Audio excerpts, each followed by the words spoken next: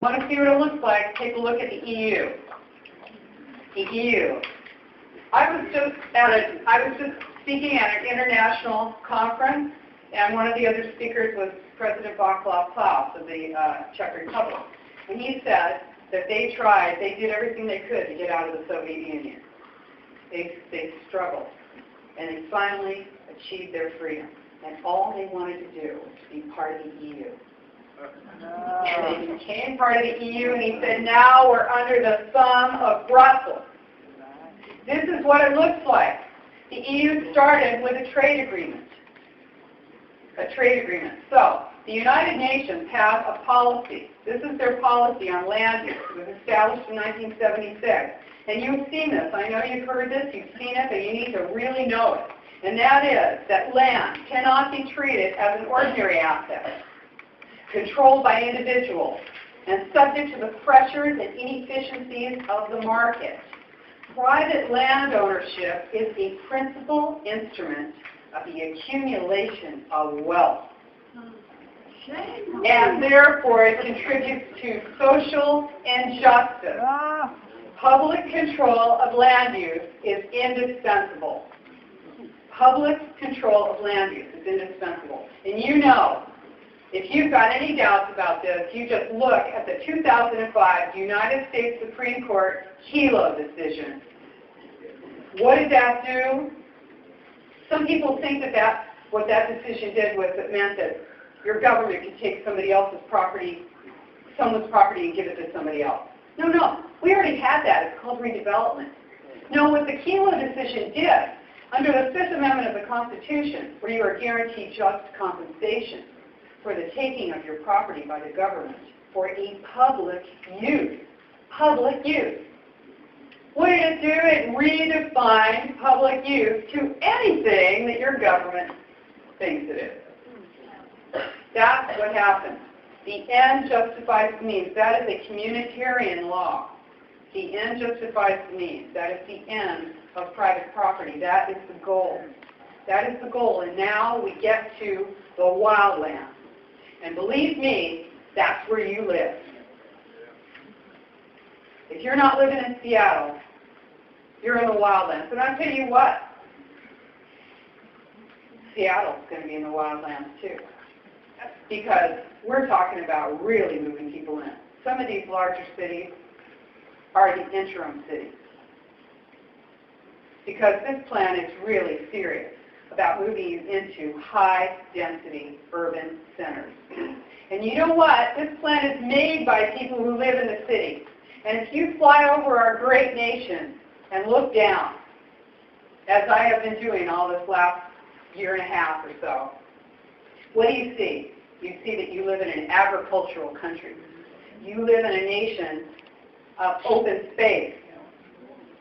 You know that you yourself, if you drove up into some of these hills, you drive out to the Olympics or whatever, if you didn't have your little handheld device there, you could die out there and nobody would know for a long time. And the country is like that. We have a huge nation. This plan is an urban plan designed to put you into city centers where you could be more easily managed and surveilled. Only 42% of the state of Washington is owned. Now, only 42% of the state of Washington is owned by government, federal, state, and local government. That's not enough. You've got over 2 million acres of roadless area in Washington state. But that is not enough. Because this plan is about restricting your abilities. It's about removing human beings and human activity from the rural and suburban areas. And in my area, my county is a rural county. About a year and a half ago, our county supervisors decided that there just was not enough money to pave and maintain our county roads. We have 1,384 miles of county roads. And they said, you know what? We only have enough money to maintain 150 miles. 150 miles, 9% of those county roads. 91% of the county roads are not going to be developed, to be maintained. Not going to be maintained in the future. What does that mean? They are pulverizing them and turning them to gravel in my county. And you will see this happening all over the United States. How do you bring people in from the rural and suburban areas? You stop maintaining their infrastructure. You stop, rural post offices, right? You close the rural post office. You close the schools. You don't have enough law enforcement out there. You don't have enough services out there. Pretty soon, there's no jobs, right? They close down your industry. Oh, you're packing. Oh, you're shipping. Oh, you're fishing. Oh, you got timber. Oh, you got water. Oh, you got oil and gas. No, no, no. You're not going to be using that anymore because that is, did you know that a quarry is scraping the face of Mother Earth? Yes, that's right. I remind you, I am a liberal Democrat. And I want you to know this is not a partisan issue. Don't let this be a partisan issue. When you are talking to people who are more liberal, who are more, think of themselves as being environmentalists, this is not an environmentalist plan. That is the green mass of this plan. This is not about recycling. This is not about, of course we want to recycle. Of course we're not. We turn on the tap and just leave it. No, we don't do that. This is the green mass for this plan, to tell you that you are destroying the planet, therefore you cannot use your resources. So, view shed. Here's something you probably have seen. I hope you can see this. Can you see this a little bit? It's called the North American Wildways. And this is the United States and Canada. You notice, United States and Canada and Mexico, there's no boundaries because animals don't see boundaries. So that's why there's no boundaries here. And what's the plan? Is to have, this huge, this is enormous. You should look at this. You can find this on Wildlands Network. This is the real deal. These are very serious people who are being funded heavily. So, there's there's wildlands that are going to go, these are corridors so that animals can, Yellowstone to Yukon. Well, it looks like most of the state of Washington is in the western spine of the continent. Now, they don't have the money to buy that land from you, so they're going to make you unable to use your property, right? That's what you know, because I know you know about best available science. You know about your critical areas ordinances. You know that they are there to stop you from using your property. Guess what? Up in the Maine area, we have two countries, one forest. This is a plan, 2 countries, 1 forest. This is about keeping people out of that area. It's about charging you if you cut down a tree. Did you know that satellites fly over every 16 days? They do a full satellite check. They count every tree. Every tree, if you've ever been in New Hampshire, that's all they have in New Hampshire is trees. Every tree has been counted. Every tree is counted. In Maine, every tree is counted. And if you cut down a tree, they know. Especially if you have a conservation easement and you cut down a tree, you're going to find yourself in court real fast. Then what happens? You pay a fine. If you just cut down your own tree without a permit, you will pay the cost of that tree was a carbon sink. And the amount of carbon over a period of time that tree would have absorbed is monetized, and you will pay. You are about to pay for a living because you will pay vehicle miles travel taxes if you're driving a vehicle.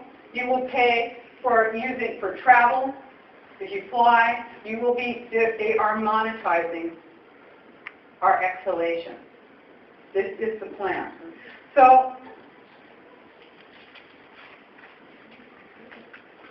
one thing is happening, this is kind of funny, is that in China, they've decided that they want to cash in on these carbon credits. They're getting subsidies for global warming gases. They're making so much money on it that they've decided to churn out harmful coolant gases so they could be paid to destroy the wasteful byproducts. They're actually creating greenhouse gas emissions so they can be paid to restrict them. This is what you're going to see. This is the plan. So we're getting to the point where in our economy, the only economy we have is taxes, fees, fines, penalties, lawsuits, and government grants. That's it. We don't make much. And you know, I know you guys have Apple here. And what do they make? Spy boxes, computers. Of course we all use them and they're great. But what are they really for? They're wonderful. We almost can't do without them. Did you know that your child or your grandchild, when they're gaming, your movements, your physical body movements are unlike anyone else's. And you can be identified. It's like a fingerprint how you use those devices. Did you know that? Mm-hmm. You did. Cool. All right. So this is it. Using the cover of environmentalism, the rigid control of a totalitarian state is in progress right now. And that's really what's behind the green mask, isn't it? Yeah. It is the abuse of trust. This is exactly, it's the hijacking of the environmental movement. That's what it is. So the Patriot Act, the USA Patriot Act, the National Defense Authorization Act, that's Agenda 21, Sustainable Development. That's what it is. FBI surveillance, you know, they don't need a warrant for your hotel records, your bank records, internet records, your phone records. No warrant needed. Public-private partnerships, my favorite one is prisons. What do prisons need? Prisoners. Prisoners! And how do we get more prisoners? Make more things crime. Right. Make sentences longer, right? This is it. Privately owned and financed prisons. They need prisoners. Everybody thinks they're not doing anything wrong. I'm not doing anything wrong. I got nothing to worry about. Yeah. You're probably breaking a law at least every 15 minutes. You're sitting here listening to me, aren't you? So, I know that you know that the war on terror is a war on youth. This is about controlling and managing populations and bringing them into areas so that they can be more easily managed and controlled. And revolution is bad for business. This is a corporatocracy. This is a public-private partnership of the ultimate. This is fascism. This is what it looks like. We don't even know what it looks like. And it has happened right under our noses. This is exactly what it is. All totalitarian states have the same characteristics, right? Total control of property and means of production. Total information, right? Surveillance, loss of free speech and movement. They share the same philosophy, too. It's all for the common good. Oh, you selfish individual, you. Right? The Spartan present. Restrict. Restrict your use. You're fat. Right? Fat. Obesity is going to be a crime. That's right. You lose your kid. You lose your child for obesity. Okay? What else? What else do they have in common? All totalitarian states have in common the vision of the glorious future. Oh, it's going to be great, right? We're all going to be living in these really cool apartments on top of shops. You won't have to have a car. Just go downstairs, and if you need to, go anywhere else, you got your bike. It's never going to rain or snow. You just be drinking coffee all day. There goes the train. Isn't that great? There it is. What else do they share? Terror. This is what a totalitarian state looks like. If you don't stop it now, you will not be able to stop it. This is it. It's all for the fatherland, all for the homeland. Communism, Nazism, fascism. This is what it looks like. It's all for the common good, as defined by your rulers. Smart growth, smart meters, That's what it is. Here's IBM. The companies that are doing it, some of them happen to have been connected in World War II, like IBM. IBM made the punch cards for the Germans, the computers. So that they, those numbers on the arm, right, tattooed numbers, that wasn't like your number 1, your number 2, your number 3. That was your ethnicity, where you came from, where you were going to. That was made possible by IBM. IBM had a wholly owned subsidiary in Germany. And they made the cards and the computers for the Germans and made it possible. The totalitarian state requires information. They have never had the capability that they have now. This is an incredible moment in history for technology. IBM is very, very involved in this plan. They are, what are they doing? It says right here, I've got an ad from a newspaper. It says, peak energy loads fell by 15% when IBM helped homes in the Pacific Northwest talk straight to the grid, the smart grid. Smart meters are designed so that everything is connected to this grid and can be shut down. 3 o'clock in the morning, you dissenter, you go and turn on your light. Nothing. Right? What book did you just buy? What class did you just take? What letter did you just send? So who's doing it to you? Oh, and by the way, Siemens was on the President's Council. Excuse me, they were not on the President's Council, but they funded Growing Smart, legislative guidebook. Siemens makes solar panels. Siemens is in the smart grid. Siemens was a German corporation about to go bankrupt when Hitler came to power, until Hitler generously provided them with slave labor from the concentration camp. Siemens. So who's doing it? You've got Margaret Pegler, right? I know I'm saying her name wrong. She was on the Seattle City Council from 92 to 2003. She's now on the ICLEI Executive Board. She's also on the Central Puget Sound Growth Management Hearing Board until 2016. Hillary France, Bainbridge Island, she was on the council, right? Now she's the executive director of FutureWise. Kathy Lehman, she was recently elected council member in Bellingham. She was the FutureWise chapter director in Whatcom County for 4 years. This is it. You've got a combination of elected officials who are going back and forth from these non-governmental organizations. And they are making policy for you. They are creating laws for you. This is exactly it. So I'm not going to go through all of this. I've got a lot. I just want to show you one or two things. This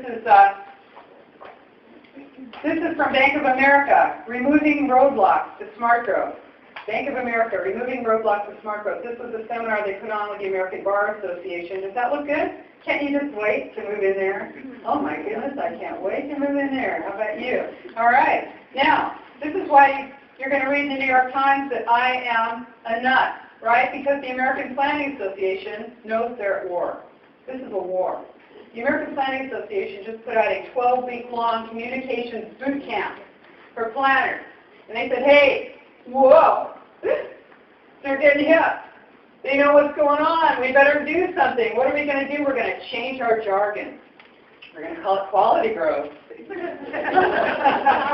Yeah, and we're going to do what? What do they say here? This is part of their 12-week-long boot camp for planners. Boot camp, right?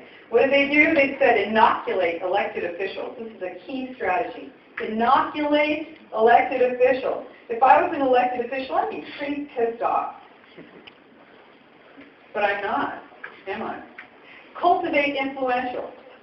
They are doing what they can to create this counter disinformation campaign. And you'll see it in the New York Times. You'll see it all across. I was just interviewed by the American Bar Association. They put out their article. This is something that I do when I'm interviewed by people who I know are going to lie. I video the interview, and then I post it on the internet along with the article. Well, this is what they did. They interviewed me, and they left out, they made it seem like there's nothing wrong with being in the Tea Party. What I think about the Tea Party is that we need people in this nation who are paying attention. And the Tea Party is paying attention. And I want that in my nation.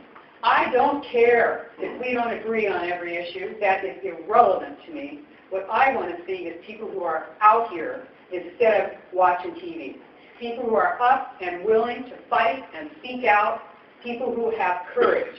People who are Americans and understand what that means. That is what I am proud of as an American. This is our tradition. We have a tradition of being individual and individualists. And so I support that. Now, I was called a Tea Partier in that article because they want to marginalize me, because they want to produce a point of view instantly on seeing that. you know, and you are certainly more hip to that even than I am, right? That you're being marginalized. You know, you're thinking, hey, change your name. Don't call yourself Tea Party anymore. Call yourself the Water Party. So, gotta have it. So, what else? The National Association of Realtors. National Association of Realtors, on common ground. This is all about smart growth and how groovy it is. Yeah, right. E3, Washington. E3, remember 3 E's? So here they call it education, environment, economy. Education for sustainable communities. This is like a primer on Agenda 21. Right here. E3 is e3washington.org. Disgusting. Got to keep your sense of humor, though. Where else is it? It's in your university. Here's one just from Oregon State University. Samples. Let's see. Sustainability for the common good. 3 credits. Geography. 300. It's Geography 300, but the course is titled Sustainability for the Common Good. 3 credits. It's a core course for the BA. It's in everything. Your neighborhood association. Okay. Walmart is a partner.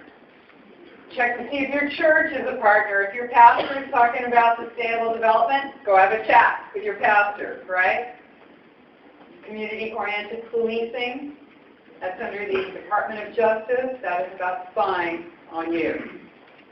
Okay? Now, here we go. Here's the good part. Here's the happy part. What are we going to do about it?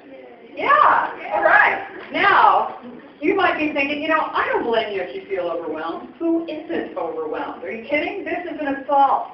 This is an attack on us, right? This is a bloodless coup. It's an administrative coup d'etat. And it is happening. It's worldwide, and it's being implemented right now, right? Awareness is the first step in the resistance. You are in the resistance. There's not a single person in this room who thinks to themselves that if they had been a German in World War II, that they would have gotten up every morning and put on a Nazi uniform. Is there? You think you would have done that? No, you don't, do you? You think you would have been in the resistance. Well, this is your resistance. This is the time. This is it. We are not going to let this happen on our watch. So this is what you do. You educate yourself. It's like when you're in a plane, they say, hey, you know, when the plane's going down and the oxygen thing comes on, you know, put that over your face first. Don't put it on your kid, right? This is it. Educate yourself first and then others. Your job is to educate and break this paradigm. What we are doing, we have broken this lie that this is a conspiracy theory. That ain't flying anymore. This is a conspiracy fact. We will not allow ourselves to be marginalized, shamed, and pressured. We will stand strong. We will speak out. We will speak the truth. If we are in a meeting, if we're playing mahjong, if we're playing bridge, if we're going out with our friends, if we are at our doctor's office, if we are speaking to our bond broker, if we are at a Little League game. We are distributing flyers. We are speaking out. This is our job. This is what we do. We do what we can. Everyone can do something. All of us can speak out. So you identify the nonprofits who are partnering with your government to control, manipulate, and restrict you. You expose collaborators. Expose the collaborators. Whether you use posters with photographs, you name the collaborators. You want to take out people, you want to partner with other groups, and you want to have a recall. You've got somebody who's on a regional board, you're going to say, okay, we're not going to target the whole regional board because there's 72 cities on it. We are going to show our strength and power. We are going to choose someone, and we are going to say we are going to remove you. We are going to go after you, and we are going to recall you in your town. And we are going to come from all over Washington State to work to recall you because we are going to show the people that we have power and that regional boards do not represent us. And we are going to go to our cities and we are going to say, we want out of the Council of Government. We want out of there. We will stand with our elected officials and we will say, we want to refuse those federal grants. You know how hard that is for a politician to turn that money down? You need to be there. You need to be there and say, yes, we will stand with you. We are willing to give up that money because we know that this is how we lose our sovereignty. And people are doing this across the nation. This is what we're doing. We are standing together. Okay? You want to go down to your city council. You want to speak out. Whether you have now, you may not want to wait all night for your public comments time, but I guarantee you, half the stuff on that city council agenda is Agenda 21. Go down there and do it. If a room like this went in there, are you kidding me? And I know you guys have been doing it. You do it. You go down there and you speak. Do it together. And then you do it in Bremerton. And then you do it in Port Townsend. And then you go to Seattle. And then you go to SeaTac. And then you go and you do it. You get on your bus and you go. And you say it's Monday. We're going to be in Port Washington today or whatever town it is. And you do it. And this is what's happening all across the nation. And yes, we're tired. I look out at groups all over the United States and I see people like me with white hair. And I say, of course we don't. You think I love to fly all over the country all the time. I was home 4 days last month. We have to do what we can. Every one of us. There's nothing more important. So,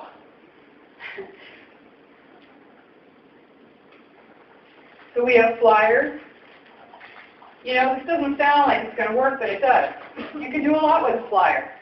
Now this one isn't, you know, what it says isn't as important, but we stopped something in our town with 7,000 of these. I live in a town of 170,000 people. We strategically placed 7,000 flyers, and we stopped this plan that they were going to do. We've got flyers on our website. We've got a flyer that says, why is everyone talking about UN Agenda 21? On the other side, it says, what's wrong with sustainable development? You can make 100 of these flyers for $6. We've got them on our website. Just print them out, walk them around. Great exercise. Don't hand them to people because you will waste a lot of time fighting with people. Don't do that. Get up early, you know, and go out there and put them on porches. This is what you want to do. Wherever you live, if you take a walk every day, you take these flyers with you and go and do it. Okay? This is a battle for the heart and mind of the United States, right? So in Alabama, they passed, and it was signed into law by the governor, Alabama Senate Bill 477. It's an anti-Agenda 21 bill, the very first law in the United States.